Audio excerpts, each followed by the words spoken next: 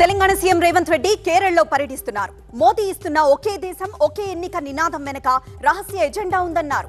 అది ఒకే వ్యక్తి కోసం తీసుకొస్తున్నారని ఆరోపించారు. హక్కుల రక్షణ కోసం దక్షిణాది రాష్ట్రాలు ఏకం కావాలన్నారు. కులగణన సర్వే తప్పుల తడక అన్నారు కేటీఆర్. త్వరలోనే కామారెడ్డిలో బీసీల కోసం సభ నిర్వహించాలని నిర్ణయించారు. సర్వేలో బీసీల జనాభాను 5.5% తగ్గించారని ప్రభుత్వంపై ఆగ్రహం వ్యక్తం చేశారు.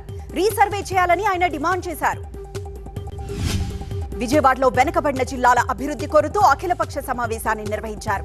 రాష్ట్ర సమగ్ర అభివృద్ధిపై దృష్టి పెట్టాలని, కొన్ని ప్రాంతాలనే పట్టించుకోవడం సరికాదని సిపిఎం నేత గఫూర్ అన్నారు. పెండింగ్ ప్రాజెక్టుల్ని సాధించాలని సిపిఐ, రాయలసీమను పట్టించుకోవాలని ఎస్వి మోహన్ రెడ్డి కోరారు.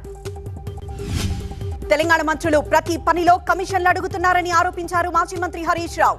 పనుల కోసం వెళ్లిన ఎమ్మెల్యేల్ని కూడా పర్సెంటేజ్ అడుగుతున్నారని, అందుకే ఎమ్మెల్యేలు మీటింగ్లు పెట్టుకున్నారన్నారు. రాష్ట్ర సంపదను ఢిల్లీకి దోచిపెడుతున్నారని విమర్శించారు.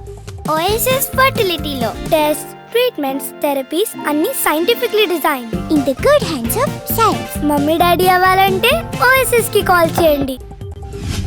పారిశ్రామికవేత్త జనార్దన్ రావును మనవడు కీర్తి తేజ ప్లాన్ ప్రకారమే చంపాడన్నారు పంజాగుట్ట పోలీసులు.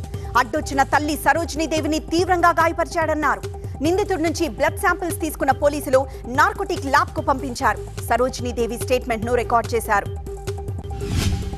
ట్రావెల్ బ్యాగ్ లో ఉన్న 23 లక్షలు మాయమయ్యాయని ఓ ప్రయాణికుడు పోలీసులకు ఫిర్యాదు చేశాడు. ప్రైవేట్ ట్రావెల్ బస్సులో హైదరాబాద్ వస్తున్న వెంకటేష్ అనే యువకుడు నార్కట్పల్లిలో బస్సు నాపినప్పుడు టిఫిన్ కోసం దిగాడు. తిరిగి వచ్చేసరికి బ్యాగ్ కనిపించలేదని చెప్పాడు. ఢిల్లీ సీఎం పదవికి అతిషి రాజీనామా చేశారు. తన రాజీనామాను లెఫ్టినెంట్ గవర్నర్ కు అందించారు. ఆమె రాజీనామాను ఎల్జీ సక్సేనా ఆమోదించారు. దీంతో ఢిల్లీలో 12 ఏళ్ల ఆమ్ ఆద్మీ పాలనకు తెరపడింది. ఢిల్లీలో ఈ నెల 14 తర్వాతే కొత్త ప్రభుత్వం ఏర్పడే అవకాశం కనిపిస్తోంది.